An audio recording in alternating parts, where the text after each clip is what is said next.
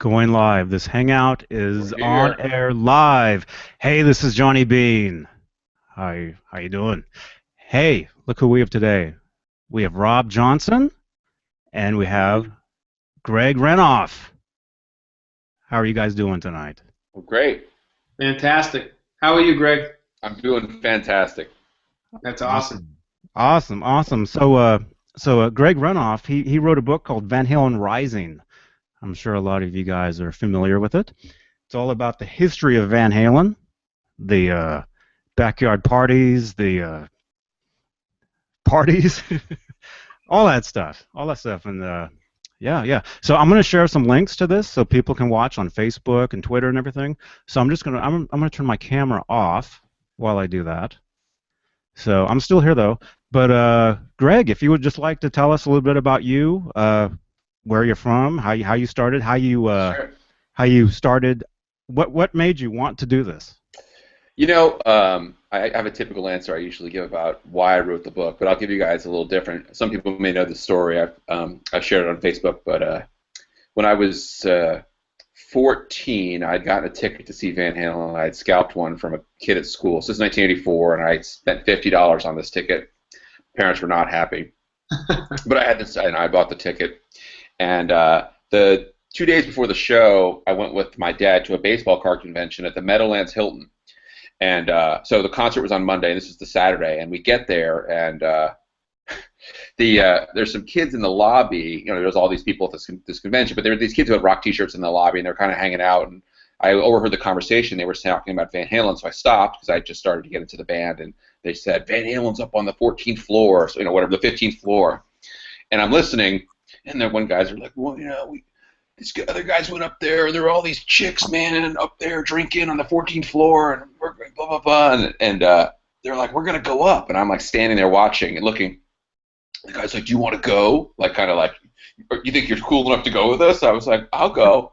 So we end up getting in the elevator, and I'm like 14. We're all like, maybe the oldest kid was like 17. Of course, he seems like he's like 30 when you're 14. They always, the age seems so different. And we open the doors. The doors open, and I swear, Rob, it was true. Like the doors opened, and there were all of these girls walking around with like the teased up 80s rock hair, and they were smoking. And it was like, it was like 1 in the afternoon. They were drinking Budweiser. Yeah. I'm not even sure I'd even drunk a beer before. I may have. I'm not even sure at that point if I had. And I was like, oh, it's true.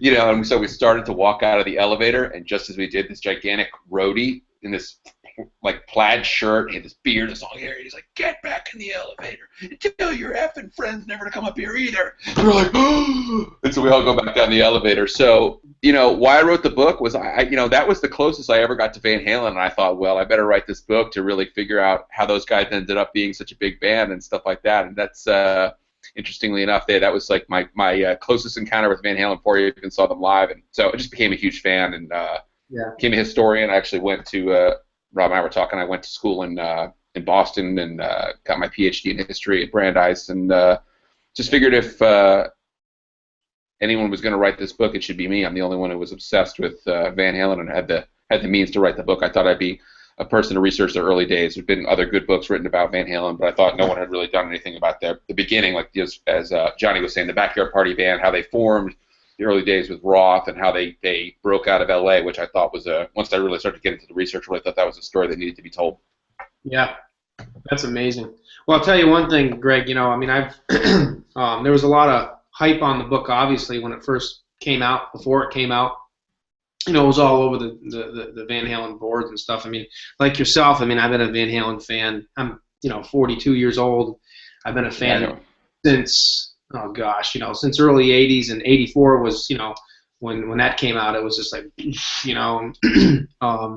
been a huge fan all these years. I didn't start playing guitar until probably '95, which I kind of got into that late, and that's right around when I started building all the Van Halen replicas and doing all that stuff. But it's when your book came out. I mean, there's been a million books that have come out over the years, and I've collected most of them.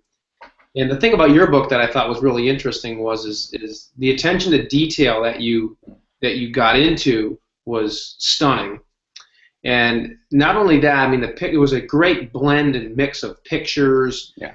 stories and real time like events, and it almost brings you back to those days. I mean, I can remember back in the late '70s being a little kid and seeing these bands and stuff like that, on TV and just being like, whoa, like what you were talking about.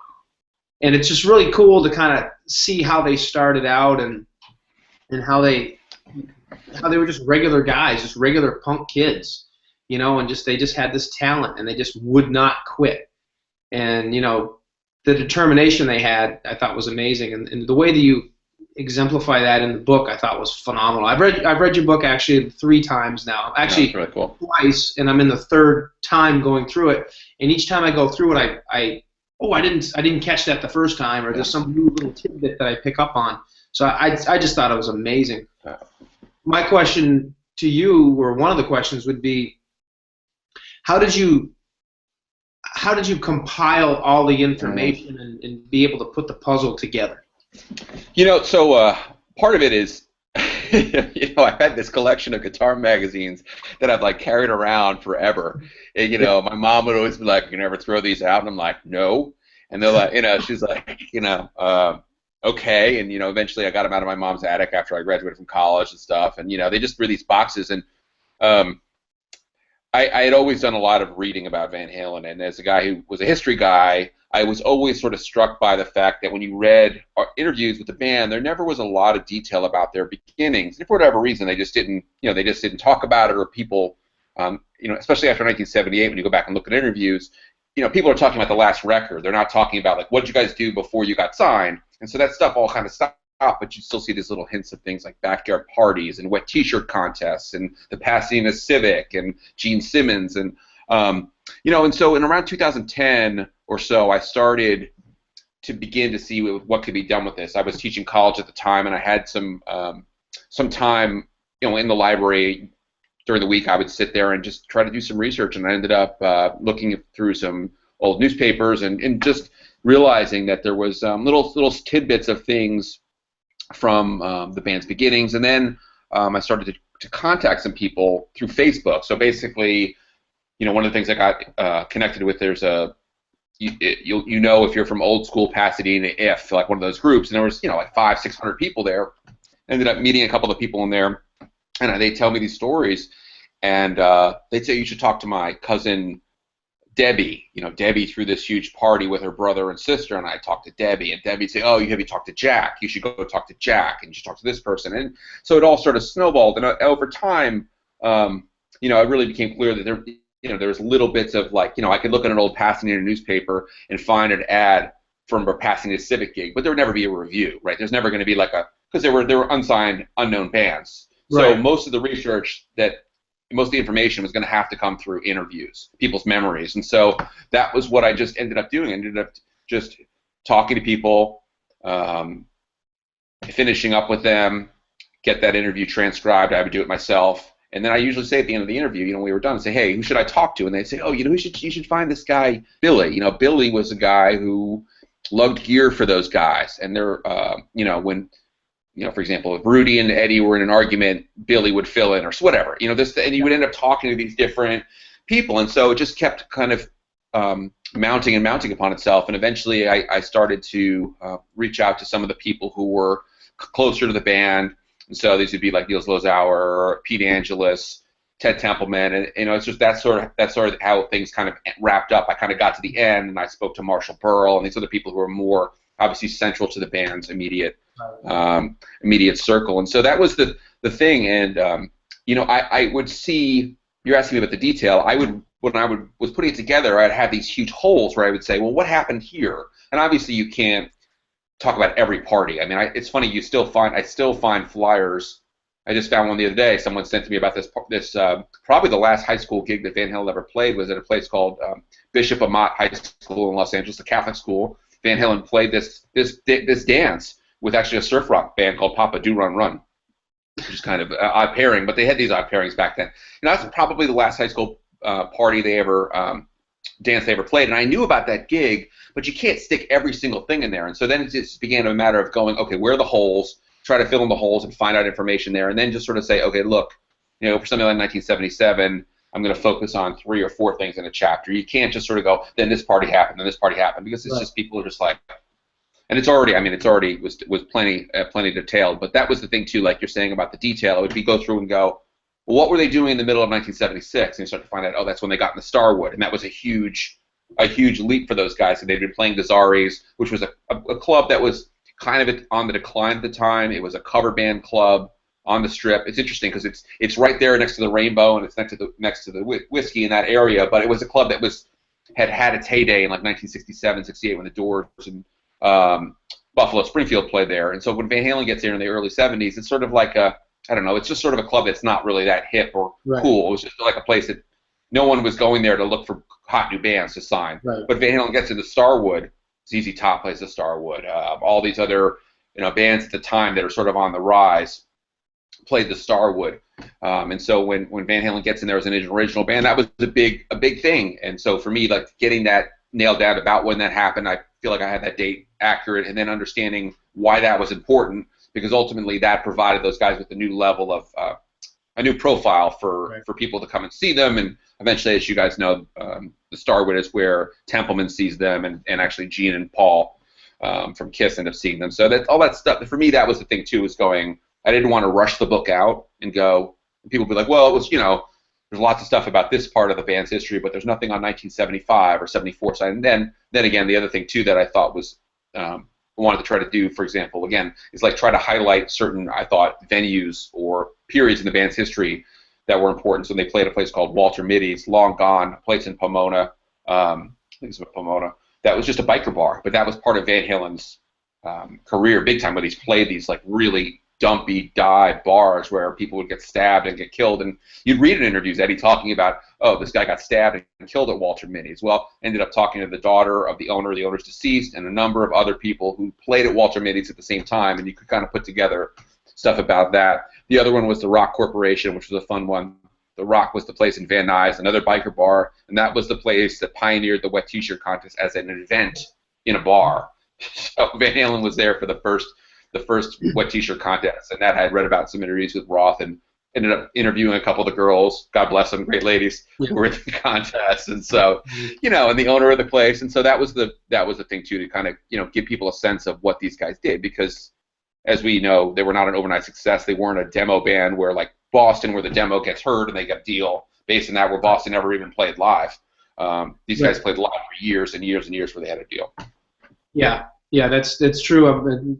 You really hit on that really well. And hearing you talk about it now kind of just confirms a lot of that stuff too. And I think that is important to note that, I mean, that band, it was different than a lot of others. I mean, they paid their dues along the way, big time. Yeah, they paid their dues. They didn't just get any immediate breaks. I mean, they had to work for it right down in the sewers and build themselves up. And then even, I mean, everybody used to say, I mean, they were just an amazing band live. I mean, everybody would look at Eddie and just say, even back in the high school days, this kid is just phenomenal. You guys got to come see this guy, this Eddie Van Halen. This guy's and still, that wasn't enough for all those years. Yeah. And then all of a sudden, boom, and that's what you really captured, I think, very effectively in that book. And I don't think anybody's ever written a book, and really dove into that aspect nearly as much as you did. And I think that's why the book is such a huge success,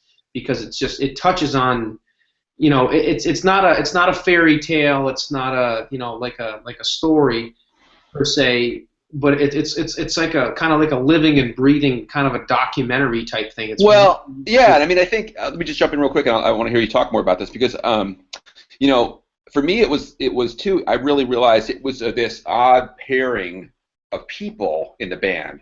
So you have kind of the classic nice guy, Michael Anthony. Everyone says, and he is such a nice guy. Not super into drugs. Not this like wild party guy. Kind of a fun-loving guy. Great bass player, great singer. Then you have David Lee Roth, who by the mid-'70s, his father has become very successful. He's living in this mansion in Pasadena, as we all know. And on the other hand, you have the Van Halen brothers, who are immigrants to the United States. They aren't not born in the United States. They come to the country. Their father is a musician who's, a guy who worked at weddings. I mean, a guy who played at bars himself. Was never, was never like on the Johnny Carson show. He was never a superstar in that sort of way. And you had this weird pairing of like these really working class brothers who are obsessed with becoming great musicians, and this guy who doesn't have the greatest natural talent as a singer, but works his ass off and it knows how to promote the band, and is a guy who says, we're going places. Come, let's go. We're going to go, and kind of gets everybody focused on how to take things to the next level every time. And I thought that was the other thing that was really interesting, was this American dream aspect of the immigrants meeting with, again, right, this Jewish American lead singer, again, not the, in some ways, on paper, he certainly was not like the carbon copy of the classic 70s, as I said many times before. He's not Ian Gillan. He's not Paul Rodgers. He doesn't have those types of voices that you're like, oh, this guy's a classic 70s singer. Yeah, he didn't give a shit. He just said, you know what, we're going. Come on, we're going. Let's do this. And always seemed to be able to take his talent to the max. Push, very talented guy, but also seemed to know that you're with Eddie, this incredibly super talented guy, and he always got the most out of his talent, and that's the thing I always loved about Roth too, is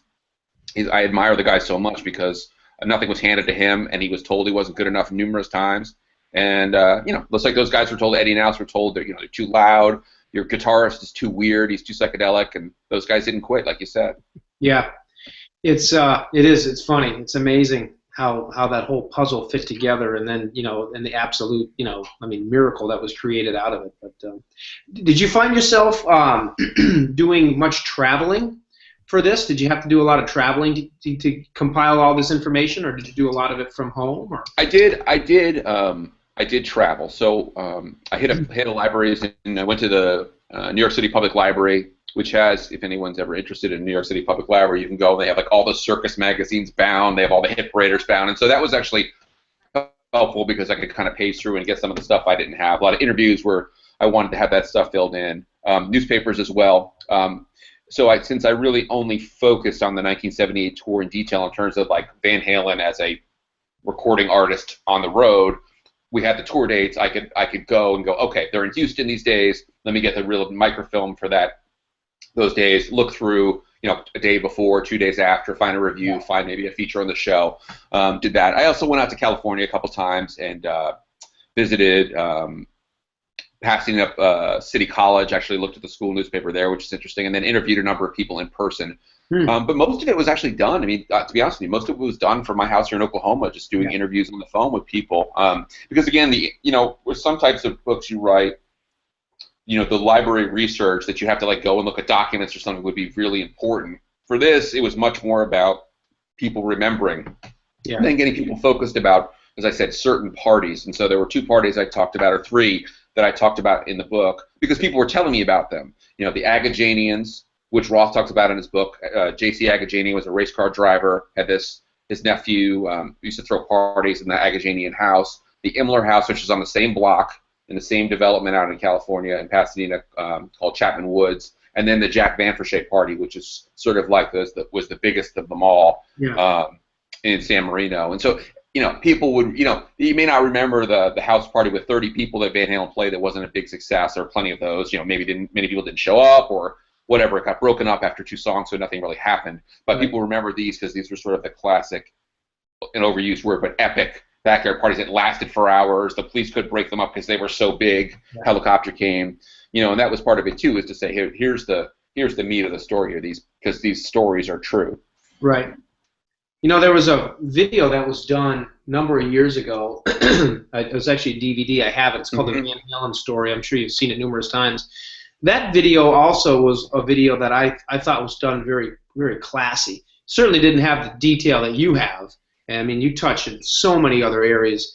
But that video, that DVD, and your book are 2 of my favorite pieces of history. And like you, I have stacks and stacks of magazines, Guitar Worlds and Circus magazines, Hit Paraders, stuff I've been collecting for all these years. Oh yeah. And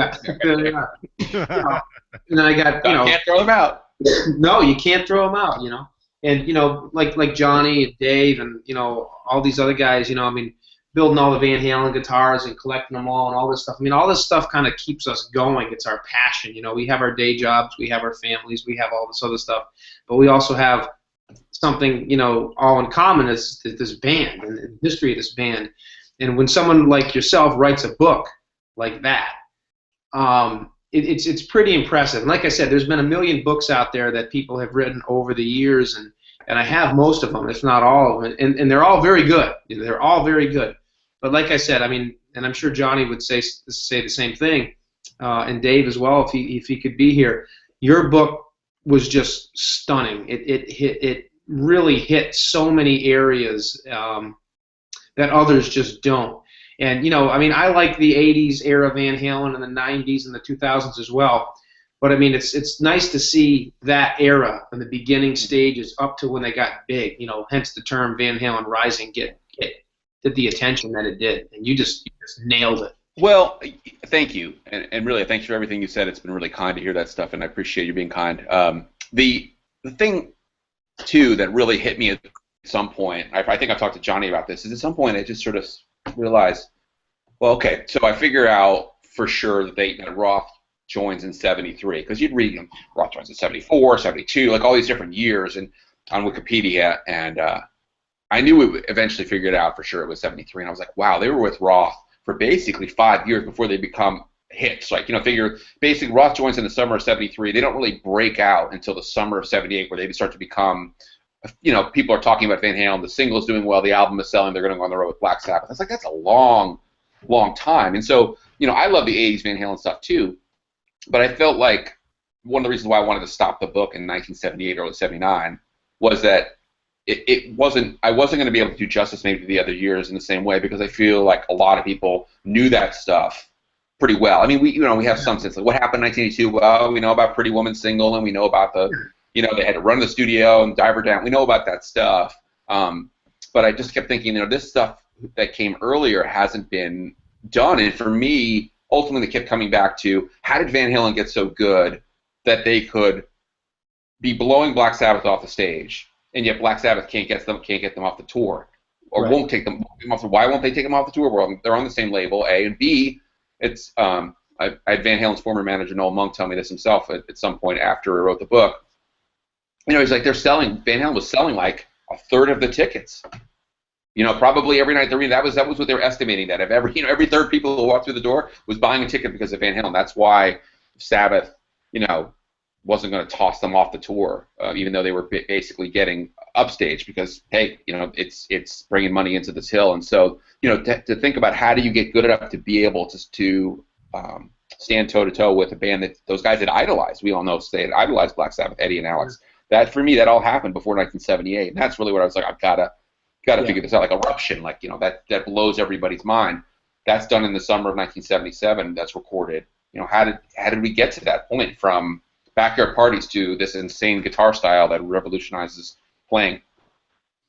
Yeah, and like you said too, Greg, I mean, the stuff after 78, 79, that's all common knowledge. I mean, the band had made it. They were a massive band. Everybody knew them, and they were making records every year. I mean, that's all stuff that we all kind of know, and yeah, it's great to see books and stuff on that as well. But I mean, like I said, you picked the time frame that a lot of people really don't know much about.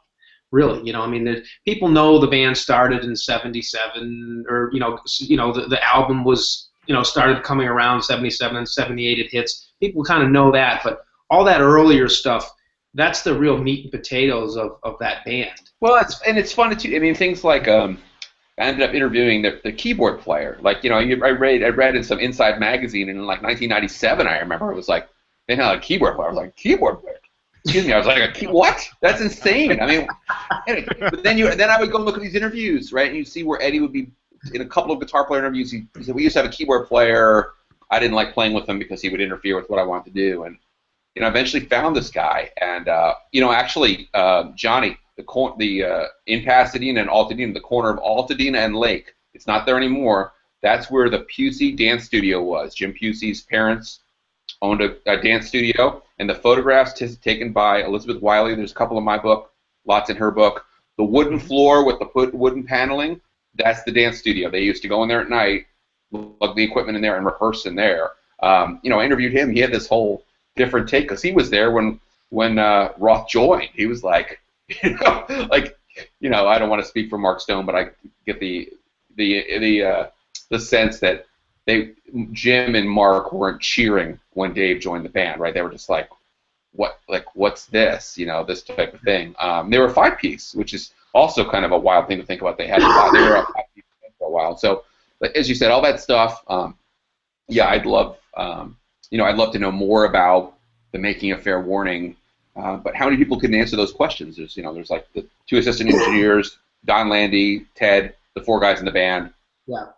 The girlfriends and the wives maybe who are around. That's basically it's going to be hard. It would be it's a pretty narrow thing. But with the backyard party, you've got 2,000 people who end up going, and you talk to 30 of them or whatever. I was like probably talked to 30 people or 40 people at some of these backyard parties, and they started telling me the same stories. I was like, okay, yeah, it's true. It's not like it's they weren't all getting together ahead of time and going, okay, we're gonna fool this guy. It's just it was the deal. I mean, it was just that was what they did.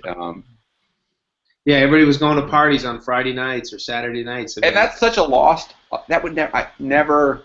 I would be blown away today if someone told me that teenagers had a party in their backyard, even had like a DJ. Like, people just don't do that anymore. There's just not. That's not done. Yeah, they don't. Your Google chats, right, Johnny? Yeah. Yeah. But hey, speaking about, well, hey, and Dave Nesdahl, I'm sorry, we tried to get him in here. I think he's having weather issues where he lives, and he can't get in. We'll still try to get him in. And anybody else, if you'd like to jump on camera and ask Greg a question, comment on Facebook, wherever you're seeing this. Like Alberto. Alberto says, hi, everyone. That just happened. Hey, Alberto, how are you? Yeah, just like that. If you have a question, you can message them to me on Facebook, like Messenger, or comment them in the comment section of wherever you're seeing this video on Facebook, because I put it in like 10 different groups. So, and it says right now we have like 19 people watching this, and it keeps fluctuating. Now we have 20. Keeps going up, down, up, down. So we'll probably have like millions by like yeah, that's right. the end of, in 20 minutes. Now it says 21. See, it keeps going. There you go. So if you'd like to join us on video like this, like Rob is here, like I said, please message me. Well, you have to have a Google Plus account. Okay? You have to add me to your circles. I think I explained how to do some of it on some of the posts I did. But anyway, and if you're on Twitter, you can tweet me a question. Yeah. Oh, Mario. Okay, Mario has a question. Greg Renoff, what was your hardest challenge in writing the VH book? Oh God, good question, Mario. I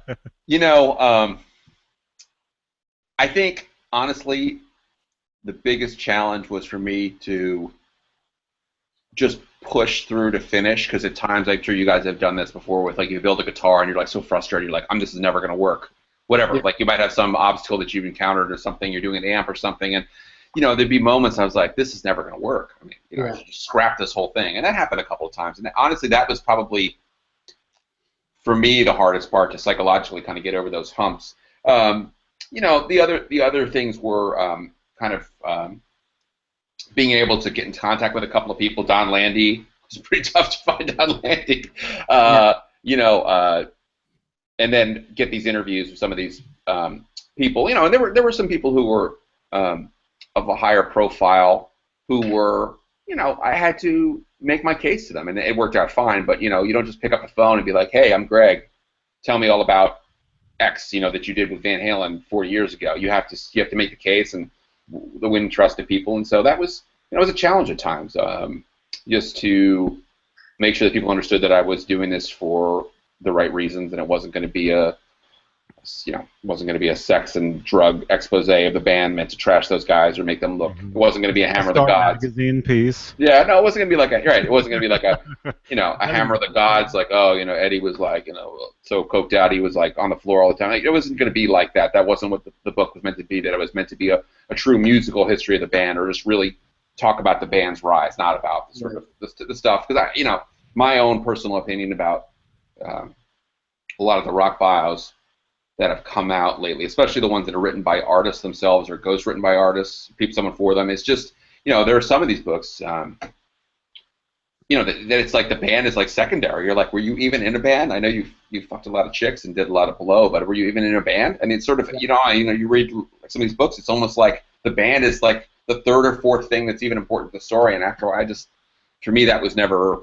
And I also feel like if we're done the subject, which by the way, I put us on the subject, so I might as well keep talking about it. Like after the dirt, I mean, it's sort of like, where do you go with that? It's like you can't outdo the dirt. And I never was intending to do that, but for me too, I wanted to make people understand that it wasn't going to be the dirt. It wasn't going to be Van Halen the dirt. And that, for some people, they had to be convinced and understood that I was, an upstanding, for lack of a better term, person.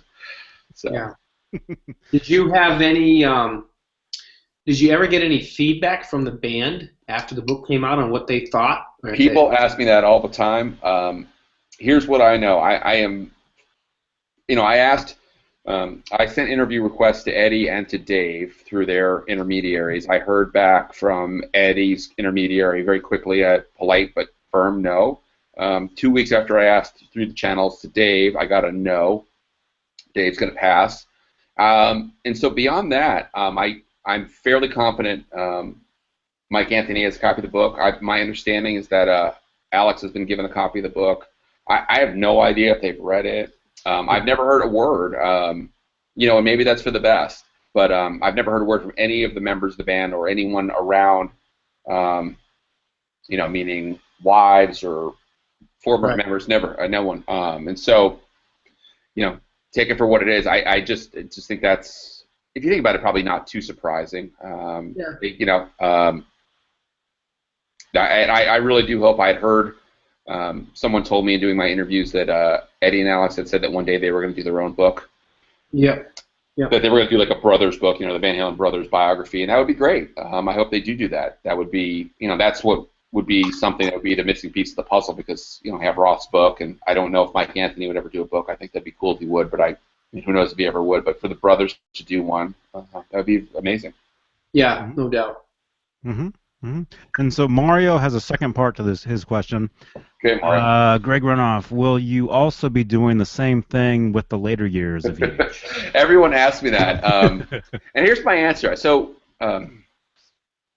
authors with their book projects have to be a bit coy, so you don't just get scooped. It's like, if you come up with a great idea for a screenplay or something, you don't want to be like broadcasting this to the world. I'm going to do, I'm going to do like Independence Day in reverse. It's going to be like this, and someone can steal your idea or whatever. So part of this is me being coy, but the truth of the matter is, and I've said this a number of times, is that to take on another part of the story would be a significant challenge that I'm not certain would be one that I could live up to. So here's the thing: is that if I've said this before, but as the band gets more famous, the circle gets smaller and smaller and smaller of people. Yeah. They're not around as much. There are people who are going to party with them on hotel room floors when they go to Las Vegas in 1981. I talked to people who knew them from the early days. Van Halen would, as we know, would take 2 or 3 floors in the hotel or a couple floors, and those guys would party for 2 or 3 days. But in terms of, again, the inner circle of what was going on in the band, I think it would be difficult to do justice to that without me just quoting Circus Magazine interviews. I was able to do, I think, enough with the book I had in terms of getting Roth's voice into it, and the other brothers and Mike, because they did interviews where they would talk about what they did in the early days. I'm not sure we would get a lot of I would be able to deliver, without their participation, new content that Johnny and you, Roth, that wouldn't say, oh, I read this in Guitar World in 1984. I don't want it to be that book where you're like, oh, I know this stuff. And so that's not me saying I don't want to write another Van Halen book. Of course, I would love to write another Van Halen book, but it would be hard. I mean, without those the participation of the band, and that's not me inviting those guys to call me up or anything. I'm just saying, without having without them saying, yes, I will answer some questions. Here are the ground rules. I'll talk about the making of these albums or something. I think it would be difficult to do justice. I don't want people to read the book, as you guys might understand, and be like, wow, this one really sucks compared to the first book. Yeah.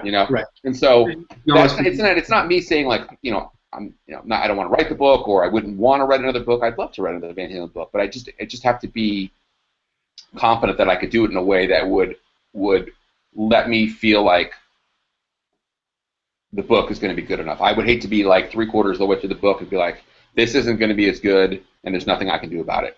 There's no way. There's nothing without Eddie, Alex, Mike, and Dave talking to me. And again, I talked to Pete Angelis. I probably could at this point maybe talk to some other Noah Monk or maybe some other people again. But and again, there's also that weird thing too, is as if you get to the years that the band is famous, it's much more, for lack of a better term, I think it's much more touchy. Probably, it's like Valerie's marriage, and it just becomes, I don't know.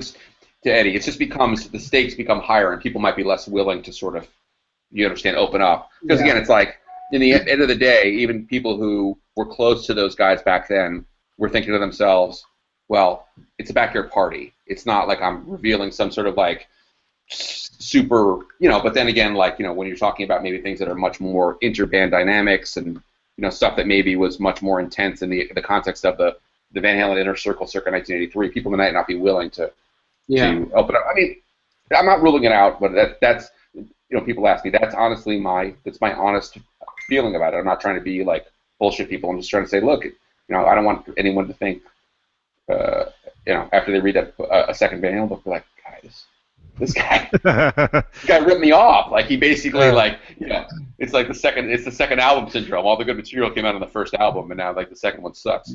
Yeah, there's a number 2, if you know what I mean. Yeah. There you go. I see what you mean too, Greg. Where there's the dynamics of the band have changed so much at the 1980 standpoint, and thereof, and I can see how things could fall into the soap opera effect, to some degree, and like you said, your inner circle of people that you'd be talking to could be so much smaller, and I can definitely appreciate what you're saying. And like, again, it's like, for example, this is just an example. Just pulling out of my head. Like, so how do you handle the marriage between Eddie and Valerie? Again, I'm saying this in a completely non-judgmental way, not meant to be any sort of like making any sort of barbs on anyone, but I think we all know there was apparently some tension in the band about that.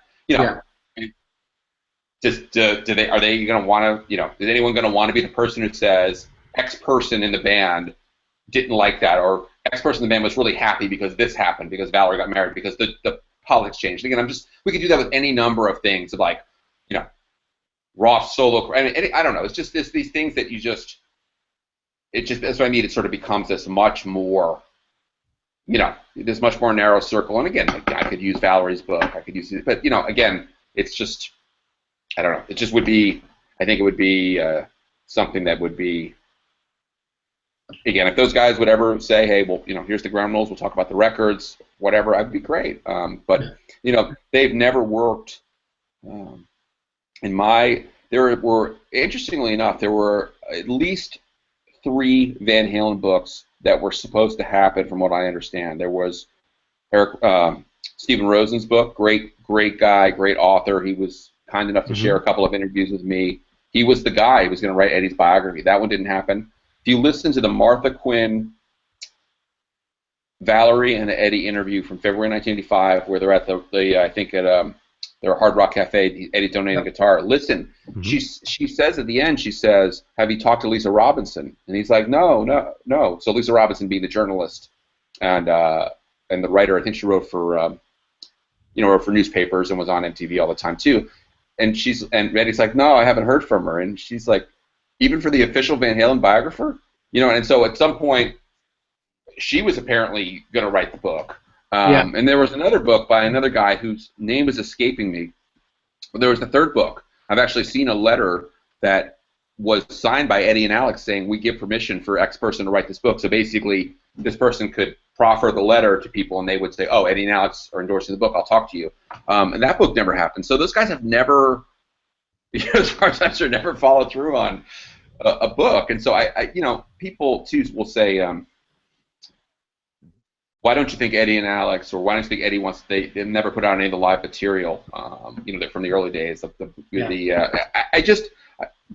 This is from halfway across the country. My take is that to those guys, history is history. It's the past, and they don't think about it the way we think about it. Yeah. And so, the reason why we don't have a Van Halen box set, I assume, because Eddie and Alex don't think that's a valuable thing to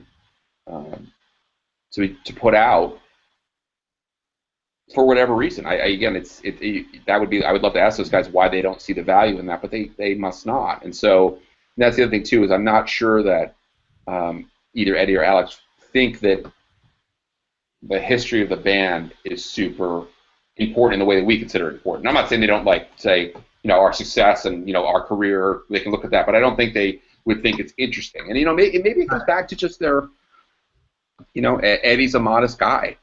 Maybe he thinks it's just weird for people to be obsessed with this. I mean, he may think I'm a weirdo. He probably does.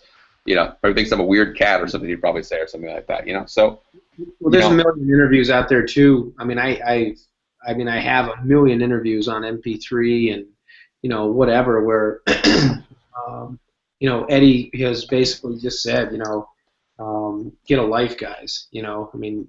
The Dwyer and Michaels, interview back in '04, or they're calling Eddie on the radio all the time. Yeah. And people want to know Ed, and Eddie was in a different state. Right. Than he is now, obviously, but he said it a million times. He's just like, people need to get a life. I think you're 100% right. They don't dwell in their past the way people like us do, because we don't live at 5150. We don't play these guitars that Eddie has. We haven't done all that. He does all that, just like old hat to him. We dwell in that because that's what we just find so entertaining. So we can't get enough of it. And again, Eddie's entitled to obviously to do whatever he wants to do. Obviously, it's his band, and Eddie and Alex can do whatever they want. I think the contrast is someone like Jimmy Page, who clearly, to him, the history of Zeppelin, what they did, is super important. And look, I mean, my take on it is Jimmy Page didn't put out the remasters to make money. He's not like, I need to make a whole bunch of money, so I'm going to put out these remasters. He's what, $300 million probably, whatever, incredible wealth. I think he cares deeply about how each album was put together, each step in the band's development. I mean, to Page, he put out the book. I mean, that's important to Page, and maybe it's because he's 76 and not 62 or whatever. He's like Eddie, or whatever he is. For whatever reason, that doesn't seem to line up with Eddie and Alex. They don't have that same thing. And I don't think Roth. My take on Roth is that Roth is a guy who cares a lot about the band's history, but is always so focused on doing whatever he's doing that he's never going to be the guy. He's never going to be the Jimmy Page where it's going to be like, okay, I'm sure he's got rooms, I have no doubt, boxes full of stuff that would be amazing to look through, just like Eddie at 5150. But Roth's never going to be the guy, I don't think, to going to go through and sort that stuff, because he'd rather be out, whatever, going to a monster truck event, writing songs. I mean, he's this person who has all these interests. As we all know, he's got a million interests, and he's not going to be a guy who's going to be like, okay, I'm going to dedicate 2 years of my life or a year to my life to kind of archiving this stuff and putting together one of those huge history books. Or it's just not, I don't think that's in the deal. And so what we end up with is, weirdos like me who have to do the bidding. Sorry, Eddie. I like someone had to do it. Well, that's okay, because there's weirdos like us that just love it. So yeah, right. And building the guitars. I mean, it's I've said this before to people, and you guys can totally understand what I'm saying. Is that with my uncle, he was born in 1955, so he was 20 in 1975. It was for him, it was like the Allman Brothers, and it was like Cream and these bands and the Mountain. He'd play these albums, and he just the reverence he would have for these records. He turned me on to these records, and I was really too young to really appreciate or understand it. But for him, they were the shit. And for us, he came of age in 1980. It's the same thing with Van Halen. It's just, he still likes those groups. It's just a, it's the ultimate for any band is to have obsessed fans. I mean, is that what you want? I mean, that's what they've got. So good work. Good work, members of Van Halen. You did your job right. Yeah, mission accomplished, no doubt. Yeah. Yeah. Well, hey. We got questions like you wouldn't believe. Oh my. Go here. You got it. Gosh. Oh no, it's all good. I mean, just let me know. I don't know how long you have. I'm good. I don't know. I got so many different. Oh, it's insane.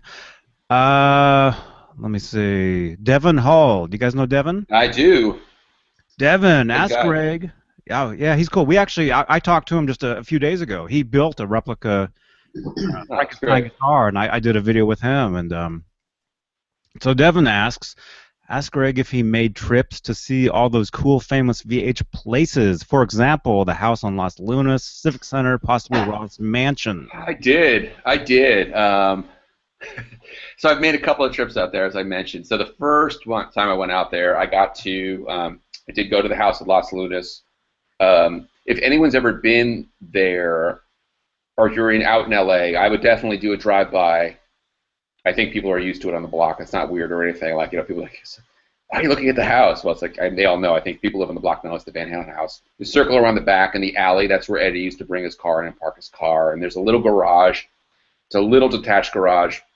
By the way, they never played in that garage. However, from what I understand, Eddie used to hang his guitars, spray his guitars in there and hang them up in there. And then in the backyard, there was a clothesline, one of those old metal clotheslines with the posts and trees. And Eddie, people would tell me they would go over to see Eddie in 1977, 1978. Before those guys, they moved out of the house in Las Lunas, moved to another house in LA, and eventually, kind of became more inaccessible. You could just drive and go see Eddie, and they'd have Eddie would have coat hangers with the bodies of the guitars drying in the backyard. Definitely, yeah, I did that. That's a very cool, cool experience. I did not go inside the house, but a friend of mine, actually one of my friends, Michael Kelly, who appeared in he was in the early days video of the DVD you were talking about. Yep. At one point, knocked on the door of the house.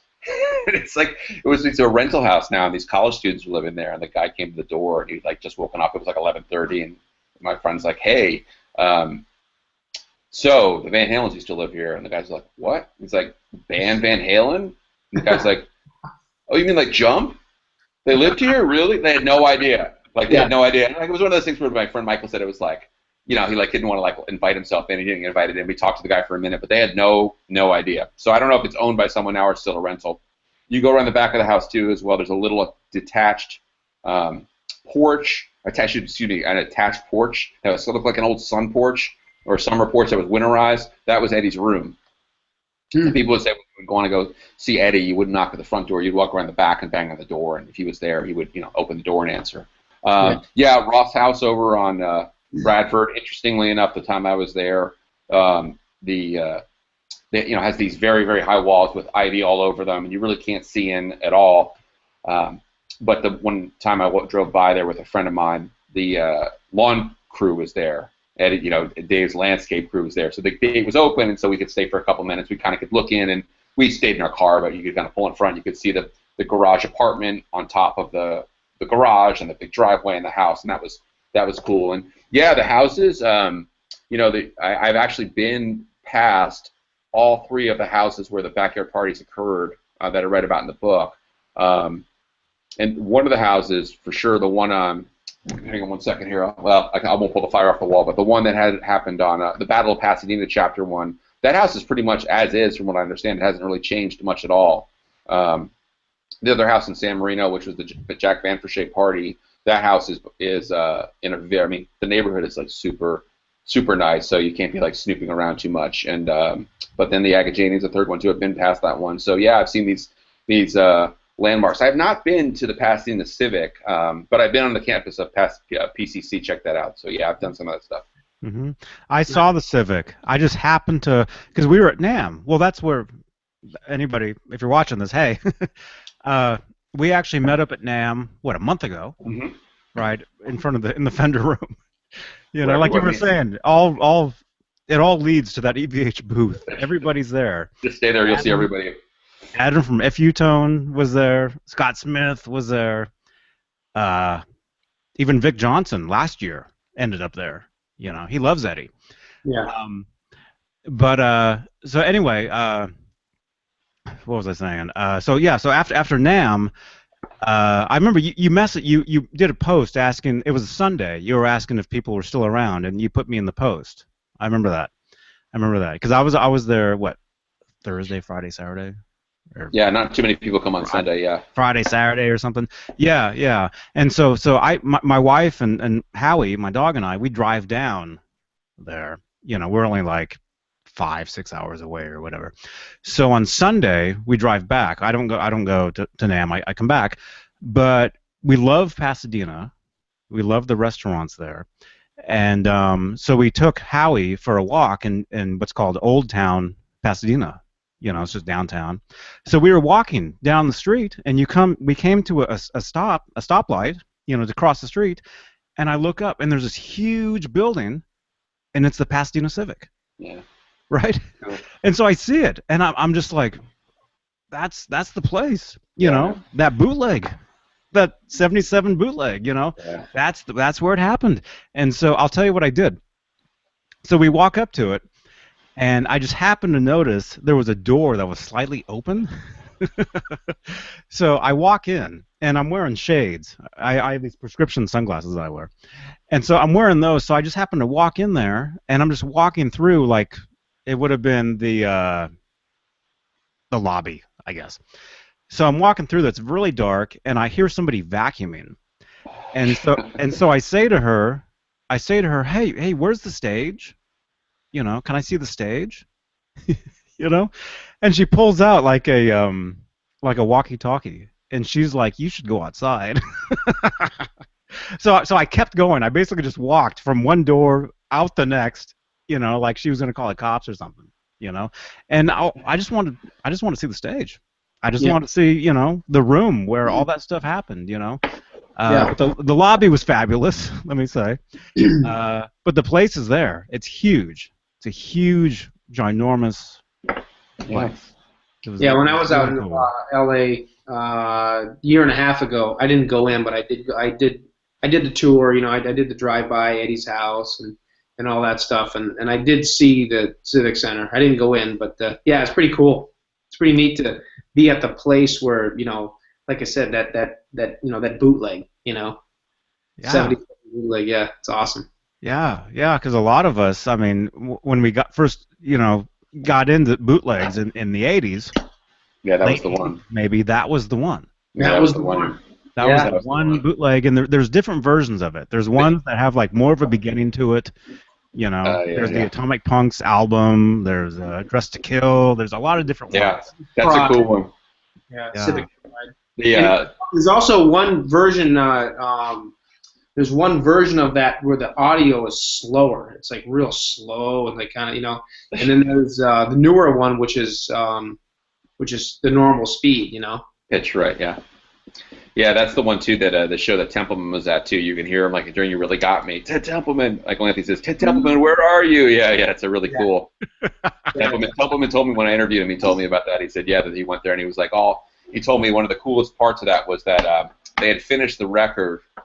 They had finished recording the record, and he was looking around. The room is packed. He had never been out. He'd never been to one of their concerts in Pasadena before, and all these kids were going, "Hey, hey, hey!" And talking about love, and he was like, "Damn!" He's like, "This is amazing." He's like, "This is incredible." Interesting too. I mentioned this to someone the other day. Is that Templeman told me that there were a lot of people that because he was a vice president and had a track record as a hit maker, producer. He wanted to sign Van Halen. He got the support of Mo Austin, the label head, and everything went ahead. But there were a lot of people at the label who were kind of like, I don't know about this band. I mean, it's like not everything with the way Warner Brothers worked at the time. There wasn't pressure that every single release that came out had to hit big. You had your James Taylors, you had your Deep Purples, you had these albums that were going to sell a lot, but they had like Ry Cooder on the label, and they had if you guys know who who's the other guy I'm thinking of, but it's not the names. Van Dyke Parks. Some of these guys who were more artistic and Randy Newman. These albums didn't sell, and so I think the sense was, obviously they're not going to fire Ted Templeman if Van Halen doesn't sell a 500,000 copies. But the implication from Templeman was that they're kind of like, I don't know about this band with this heavy metal thing going. I don't know about that. It's going to work, and yeah, it worked. Yeah, big time. It worked. Yeah. So what was it like with Templeman? Because you had your book signing, right, in Pasadena? Yeah, he's I think it's fair to say he's basically, he does some work with the Doobie Brothers still. So the Doobie Brothers did a record a couple of years ago, and he worked on that one. But he's quasi-retired, I think. But I think for him, Van Halen, like the Doobie Brothers, were such an important part of his career, and he's just was so proud of the work that they did together, and the 6 records, and then they did, of course, they did For Unlawful later. Ted worked on that one too. Yeah. When I finally reached him, and he was not the easiest person to find either, he was like, "Oh, yeah, okay, let's talk." He was happy to talk about it, and if you have read it in the interviews with him, he's not there to say, "I did everything. It's all about me. I was the magic maker. It's all about, I did these little tweaks here and there to help Dave and did these other things." But he's like, how great he thought Eddie was, and he thought the songs were great. And he said, how hard they worked to. He used to tell me they used to go in the basement at Roth's house. Templeman would be working, let's say, on a Carly Simon record or a Doobie Brothers record, and he would go out to Pasadena, go to Roth's house, and he'd go to rehearsal in the basement before they record the record, and they would work. They'd play Atomic Punk, and he'd be like, "Okay, let's change this part," and they would work on kind of cleaning up the song. Like, for example, On Fire used to have that little tremolo bar thing between the verses. Johnny knows, and you guys know what I'm talking about. Like, they changed the arrangements and they worked on the songs. And so I think for Ted to have put in such, to work so hard on those things and to have it break so big, for him it's a huge part of his career. And I think also he just was just so blown away by Eddie, as he said, told me and said in Pasadena when he was at the Romans thing, is just that, people, a lot of guys who would come, who were from record labels, would look at Eddie and be like, too wild, too loud, too like, that's not going to fit on radio. How are you going to have that on the radio? Like, in other words, how's that going to fit on the radio? You're going to have, like, the Carpenters and then Van Halen or whatever whatever. It's just seemed too out there for late 70s radio. And for Ted to be a guy who was into jazz and was somebody who really appreciated high-end musicianship, even though he was a guy who knew how to make hit records.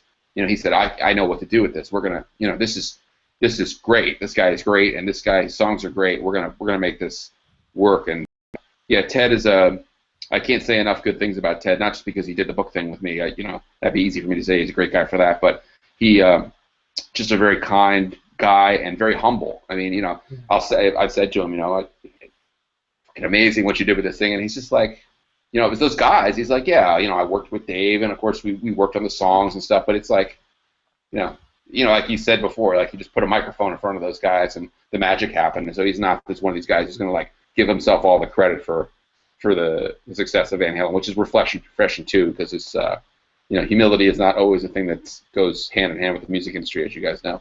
Yeah. Mm-hmm. Mm-hmm. Mm-hmm. Dan Kramer has a question. Johnny, ask Greg if he remembers Van Halen playing at the Cars of Stars. I do. In Bruno I California? wasn't there, so I don't remember. Yeah, I don't remember. Right? I read about that in the book a little bit. It was, I believe, October 1st, 1977. And so 1977 was one of these years, we were talking about earlier about the holes in the book to try to say, how do I fill this hole? It's interesting because from what I was able to figure out, that once they got signed, Marshall Burrow is their manager. They've got this Warner Brothers deal, and whether it was Warner Brothers and Marshall, the sense was, yeah, play on the Strip, play at the Whiskey, but we don't want you guys playing backyard parties anymore, even if it's easy money, even if like, oh wow, we can make $500 when we go play this party. They didn't want that because they wanted to keep those guys a little bit of a lower profile, keep them focused on making the record, and also, understand that, hey, you're a Warner Brothers recording artist. So what I understand about the Cars of Stars gig, that was like a kind of a museum that held cars. And so this gig was outside in the parking lot there. It was in Orange County, and a couple of bands played there. One band played there. Now the band name is escaping me. It's in the book. But the guy who was the guitar player in that band is a guy named Fred, who owns Divided by 13 Amps. If you guys know those kind of handmade custom amps. Ask him. He was there. He opened for Van Halen. The other one was the Eulogy, and Eulogy featured Rusty Anderson, who now is the guitar player for Paul McCartney. And so that's again one of these gigs, very very tail end, right before their last gig at the Civic. And I from what I was able to find out, that was probably a gig that they had signed a contract to do sometime before or something, and before they sort of got the word they don't play out very much, because they really were only playing in Hollywood. The Civic gig. Maybe one or two Civic gigs, but they weren't like going and playing Walter Middies or any. They were done with all of that stuff, and so Cars of Stars was one of these last big big gigs, and from what everyone told me, even the guys in Eulogy, one of the guys in Eulogy told me, it was like they were incredible. It was like watching an aircraft carrier take off. Watching the deck of an aircraft carrier with jet taking off. It's just like they would come out and they would do these, whatever these songs, which like whoosh, this incredible power and energy, and they were so great. And look, that's what that 77 bootleg captures. That Civic bootleg. That's just the energy level, the guitar playing, the whole thing was just so great. And so yeah, that's one of those gigs that I wanted to try to do something with, because again, they're like, to me, lost landmarks in Van Halen history. There were 3,000 people at this thing, Cars with the Stars. It was a huge deal. Wow. That's Dang. awesome. Dang. That's amazing. I'm trying to come up with the name of the band. I can't remember, but yeah, I'm listening. So yeah, it's Eulogy and the Strand, and so that was the guitar guy's name, great guy, Fred Tacone. He does Divided by 13 Amps, and yeah, he'll tell you he'll tell you all about it. He's a good guy. Greg, how from start to finish, from when you basically started, you decided you're going to do this book, Mm-hmm. you first took your first piece of information to get everything going.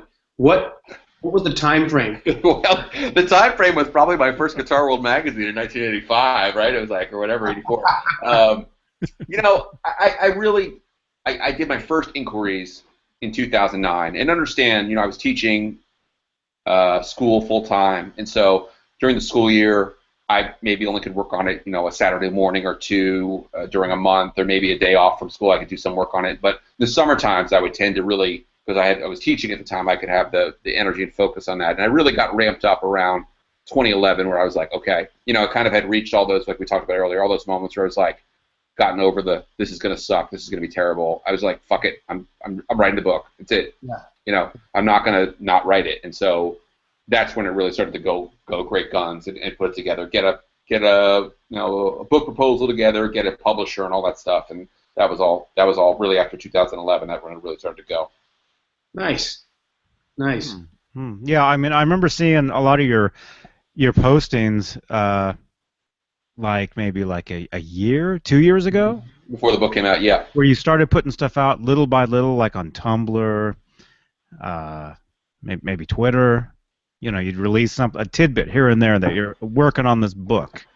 Building it up. Well, and I was really trying. That's the thing. It's like part of it is like you want to get people aware, but also it's like you're building these expectations. I wasn't saying like, this is going to be the greatest book ever, be sure to buy it. But on the other hand, you have to be like, I think it's going to be good. You can't say it's going to suck, so don't buy it, right? And so, but on the other hand, like the expectation, so it's like, it's a nerve-wracking thing. And so you're asking me like, you want to deliver, right? You really I wanted to make it good. And so that was the other thing too, is like, I was like, well, as long as I'm going to be promoting it, I better, in the home stretch here, I better push to make this thing as good as I can make it. So, it was, yeah. Well, hey, we're talking, if you're just tuning in, we're talking to Greg Renoff, author of Van Halen Rising. If you have any questions? This was the deal for me. So I'll love to tell the story about this. So this is Eddie and Dave in a garage in Altadena, California in 1974. This is with Mark Stone in the band, and this is just, maybe a couple of months before they end up meeting Michael Anthony. But I ended up becoming friends with Elizabeth Wiley, who wrote the book, Could This Be Magic? Great book. Really recommend that picture book. It's like, it's like a $5 Kindle book. The pictures are great. People are like, there's not enough text. I'm like, she didn't say it was good. It's like 40 pages. What do you expect? It's all photos, but it's a great book. And I got to know her fairly well. And at one point, I said, hey, if you had any shots that didn't end up in the book, your book, I'd love to use a couple of them. And she said, well, here's what I'll do. I have a box of negatives that I found after I did my book. I said, okay, look, if you send them to me, FedEx them to me, I'll take them and have them printed. And so I took and had them printed. And one of those things was that photograph, this set of photographs, which was, when I saw that, I was like, holy shit, I know what that is. That's the garage. That was their one of their first practice spots there. Eddie's with the gold top Les Paul. Dave in his plaid pants. My God, it was just, to me, that was like incredible. That's awesome. to see that. But here's a funny thing. I haven't told many people this. So at my launch party in Pasadena, I ended up meeting Elizabeth for the first time face to face, and I met her son. Now her son, the name is escaping which one. I think her son's name is Dean. I think that's the one, or that could be wrong. Sorry, Dean, if I've screwed up the name. So her son is about our age. So he was about 5 or 6 at that point, 5. And so a little kid, and so he was around. Elizabeth owned this house. Okay, so she had gone to high school with Ross. She owned this house, and so she was letting the guys practice in the garage. And she's got her kid there.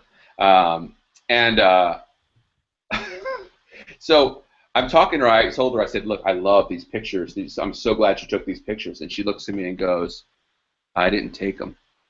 And I looked at her like the book's just been printed, right? It says Elizabeth Wiley on the book. I'm like, what the fuck are you talking about? Like, look at her like I'm like insane. I was like, what are you talking about? She's like, I didn't take them. She points to her son. She's like, he took them.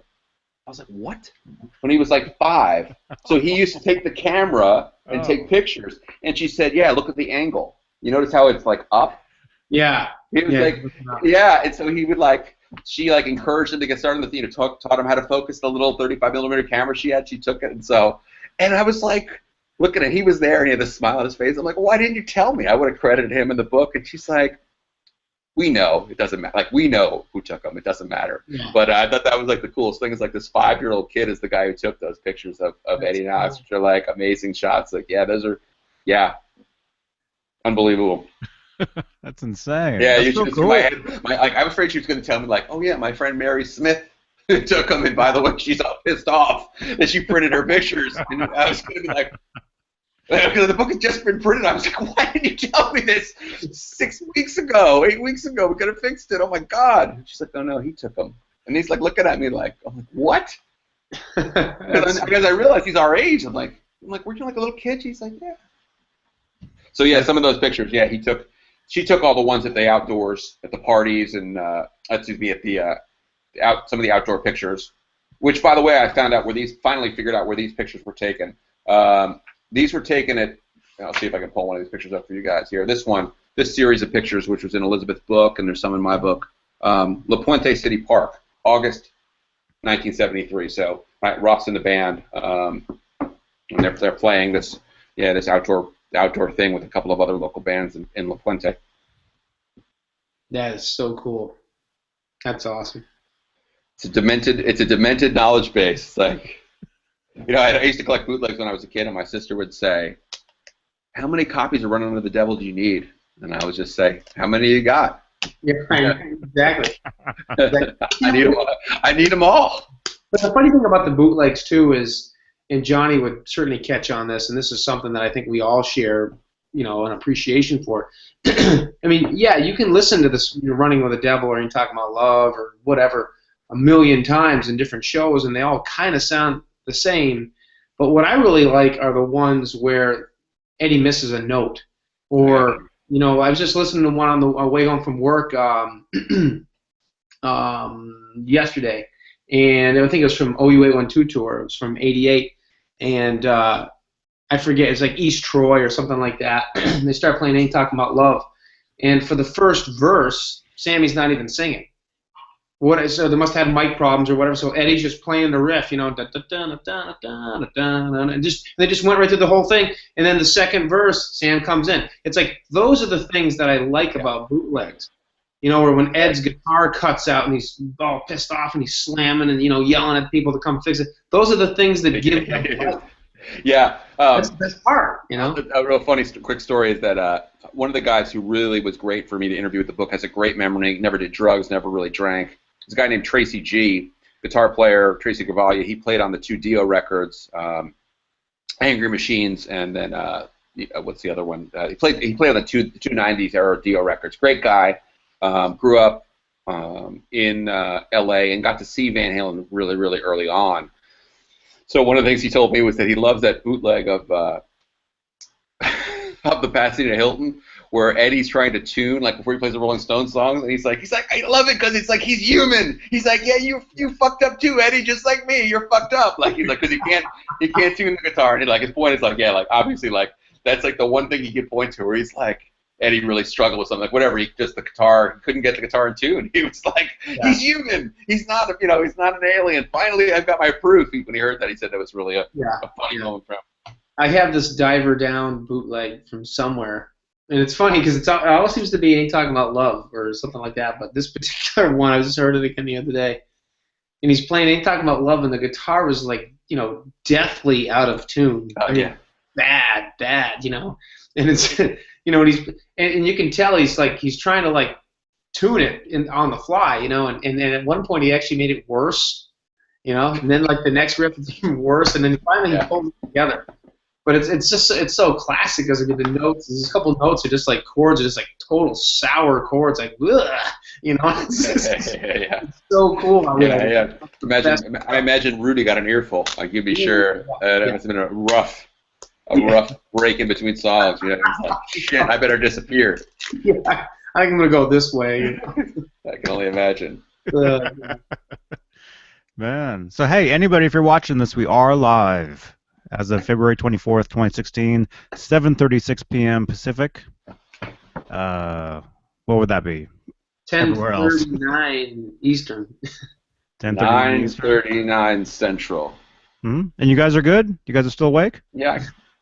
I've got a couple more minutes in me, and then I think I'm going to bow out, but I got a little bit more in me. Yeah, I'll go 5-10 more minutes. Okay, so if you have any questions, you can I'll be leave right back, guys. Keep going. On the video itself in the comments. Leave them on Facebook. You can tweet them to me at Johnny Bean. I do have a question from Jody Cole. Oh, yeah. Jody says, growing up in SoCal, one of the things I always heard about was Eddie and Alex coming to blows often at the backyard parties. At the parties they play. I don't remember there being much about that in the book. Did Greg come across that in his research? So, yeah, and like that kind of gets into the stuff that I was talking about earlier, where you don't want it to be like this expose of family violence or something like that. But yeah, apparently Eddie and Alex used to really have these intense arguments. I talk about that a little bit in the parts where I talk about their rehearsing in that garage. Actually, people would go see them in the garage or see them at the old rehearse at the old dance studio up on the corner of Altadena and Lake, and say that they'd stop and start arguing, and there would be some pretty intense moments. Now, I did not ever heard about them fighting in the backyards, but that would not surprise me. Mike Anthony himself told me, and I heard this from other people too, that Alex and Eddie would get into fistfights, and Alex was very careful not to hurt Eddie's hands, as Dave said that in an interview too, and Michael Anthony told me that story himself, that they would fight, and that whatever Alex would do, he would like kind of hold Eddie's hands with one hand and like punch him in the side of the head or whatever, but not to break. He didn't want to break his finger, and like trying to keep Eddie from punching Alex too, because he doesn't want Eddie to break a bone in his hand punching Alex in the face or something like that. So yeah, it's Jody. That's interesting. Yeah, I think that would be one of those things too that I would love to ask Eddie and Alex about that. That would be a cool thing to say. Hey, did you guys get in fistfights in the backyards? I'd love to ask them that question. That might be the last question I ever got to ask them, but I'd like to ask that question. Well, they probably still do, Who knows? Who knows? Let's see. I think I read that one. Manuel. Greg, is there something that you wanted to find out about the VH history, but you were not able to? Good question. Yeah, there was plenty of stuff. I mean, I think a lot of times, like, people would talk about all these different record company executives who would show up and see Van Halen and nothing would ever happen. That would have been something I would have loved to talk to more people. I had a guy tell me that Bob Ezrin was given a heads up. I talk about that in the book, but he was never interested. And I never bothered to ask Bob Ezrin because I'm guessing Bob Ezrin wouldn't remember because, it was just one of these things where this guy was like telling Bob Ezrin, who was in L.A. working on a Peter Gabriel album maybe or an Alice Cooper record, I can't remember, in 1977, and this guy who worked with Ezrin was saying, you should check out this band Van Halen. You should really check these guys out. They're good. And Ezrin apparently was just like, I couldn't be bothered. And so I would love to have known more about the record company executives who saw Van Halen before Templeman did and didn't pull the trigger on a deal. Because, the other thing Michael Anthony told me too, I think I talk about this in the book, is that they would often have these people who would say, I've talked to someone at Epic Records, Joe Smith is coming down from Epic Records, and they would actually have, wherever they'd be playing at a club or something, they'd have a table at the Starwood Club or at the Whiskey, they would say reserve. And Michael Anthony said 9 times out of 10, you look over, the reserve card was still there at the table at the end of the night. The person never showed up. Wow. Well, hey, let's go to Instagram. Reed, this is his name, Reed215150. Hey, was wondering if Greg would be putting out some more Van Halen books in the future.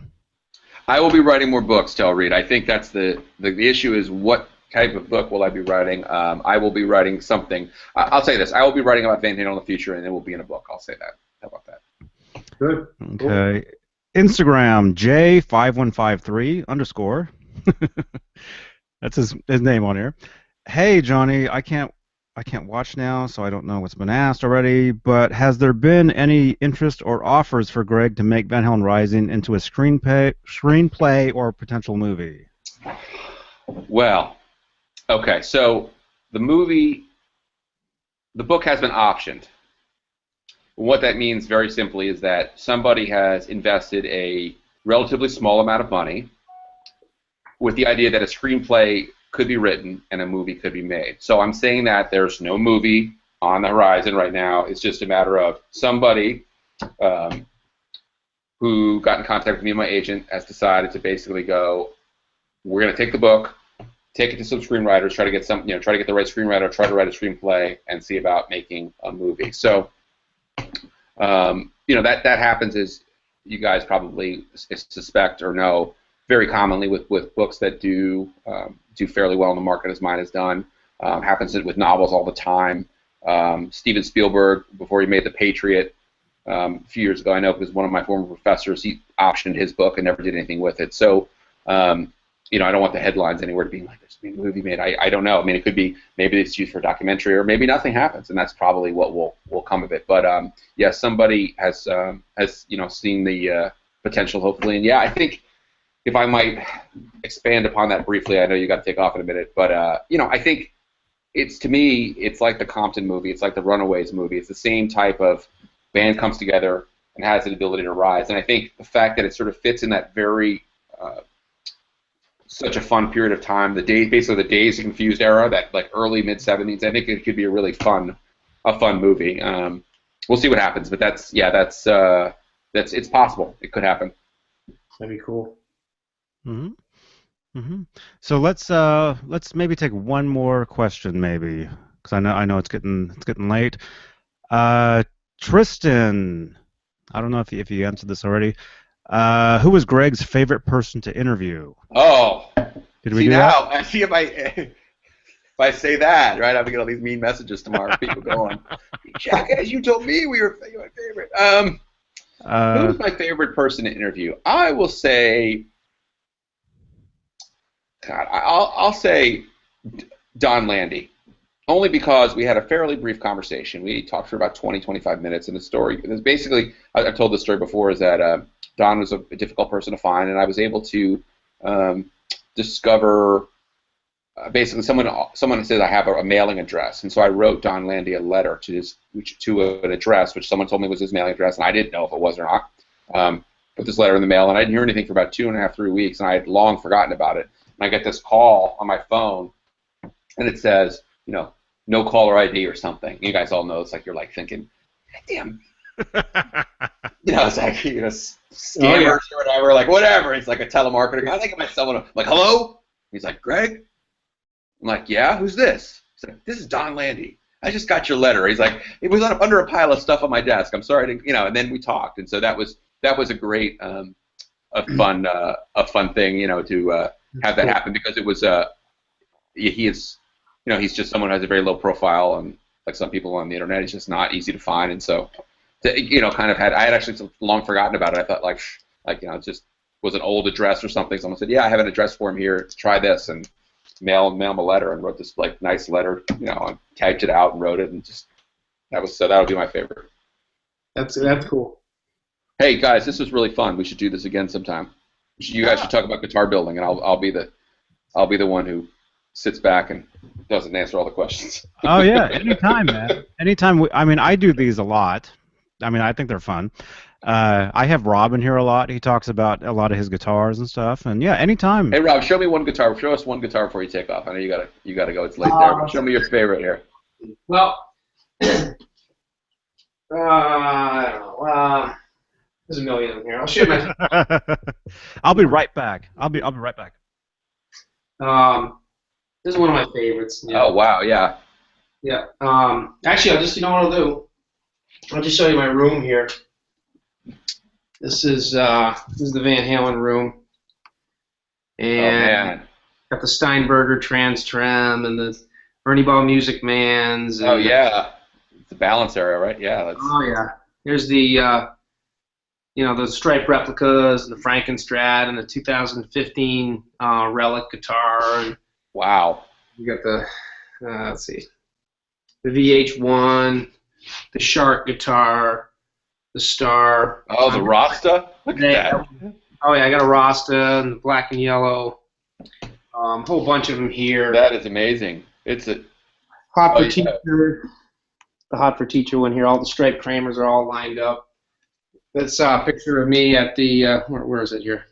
Here we go. That's me at the Hard Rock Cafe in LA next to the Neptune guitar. Oh, yeah. Check it out, man. That is amazing. And here's the Neptune guitar I'm building right now. Just finished the body today. As a matter of fact. Right on, man. Yep. So, it's kind of fun. It's something I've been doing for almost 20 years. And, Johnny's... Long time. That's how we met. I mean, not from building guitars, but Rob and I met about 20 years ago, just on, like, Van Halen mailing list or whatever there was, Ron Higgins bootleg sites and, all that crazy stuff. But, honestly, it's great to talk to these guys, Greg, and I'll tell you, when I found out today that you were going to be doing this, and, Johnny and Dave were just like, it's too bad Dave couldn't have been here, because I'm sure he would have had some awesome stuff, but, Dave's also a good friend of ours, and I was just like, wow, I'd love to be part of this. I just was just dying to hear what you had to say, because I'll tell you what, this book right here, man, is just friggin' phenomenal, and there you go. Yeah, I can't put it down. It's an awesome book, and it's the packaging is great. The photos are amazing. Yeah, and I thank you very much for writing it. Hey, really, thank you all for the time, and you guys are so kind to say all those nice things about the book. And yeah, for me, again, the photos, people are like, well, photos like Walter Mitty's. Like for me, because I remember reading those interviews about Walter Mitty's. Someone got stabbed at Walter Mitty's, and the owner's daughter had this one. She had a couple of pictures, and she had this one picture of the outdoor. I was like, I got to put that in the book. Yeah, that's cool. That's the thing, though. There's so much information, little details, tidbits like that, that you captured and you touched on. That's what makes that book just classic, Yeah. Thank you, guys. Something that nobody has done. Because we hear the same thing, for years, the same thing over and over and over, and finally there's something that has totally new information, stuff nobody would have known unless they were there. Yeah. So. Well, you guys are too kind. Thank you. It's very, very cool. So hey, I guess we'll wrap this up. Thank you everybody who asked questions. Sorry we couldn't get to everybody's. We'll do this again. And there's Howie. Hey, Howie. He's like, Howie always makes an appearance. Yeah. Oh, Jay Turner says thank you for doing the live video. Oh. I think he's talking to me. Felt like I was there. Okay, he is watching this. Okay, cool. Okay. All right. Well, thank you guys. It was great. Hey, Greg, anytime you want to hang out with one of our do it again. That'd be Let's cool. Do it again. That'd be great. Yeah. Again, I'll do it again. So where can people find you, Greg? Oh, What's your info? VanHalenRising.com. You can sign up for a little mailing list. I sent out a little email today that stirred a little controversy, which was not my intention, but Roth wrote this song, as you guys know, that was, I thought, worth talking about. The lyrics I thought were a little bit suggestive of something. And VanHalenRising.com, Twitter at Greg Renoff, or at Facebook /GRENOFF, and love to connect with people. And thank you guys for taking the time to do this, because it's great. I'm happy to talk Van Halen anytime. And like I said, I'd love to do it. Just watch you guys talk about your guitars. I'm a intermediate guitarist, stuck in the intermediate phase forever. So I'm happy to hang and listen to you guys talk about guitars. I'd love to have you come hang out, watch your videos. We do That'd them be all. great. That'd be great. Yeah. Just let me know when. We'll do them again. So Mario says thank you. Alberto says thank you. Everybody's popping up saying thank you, thank you, thank you. And It was great. yeah, Thank you. we'll do it again. So don't hang up. I'm going to stop this. Don't hang up yet. This is Johnny Bean, johnnybean.com. Thank you, everybody, for watching. Rob Johnson, Greg Renoff. And we'll do this again very soon. All right. Thank you, Greg. Keep Thank you. rocking. Bye.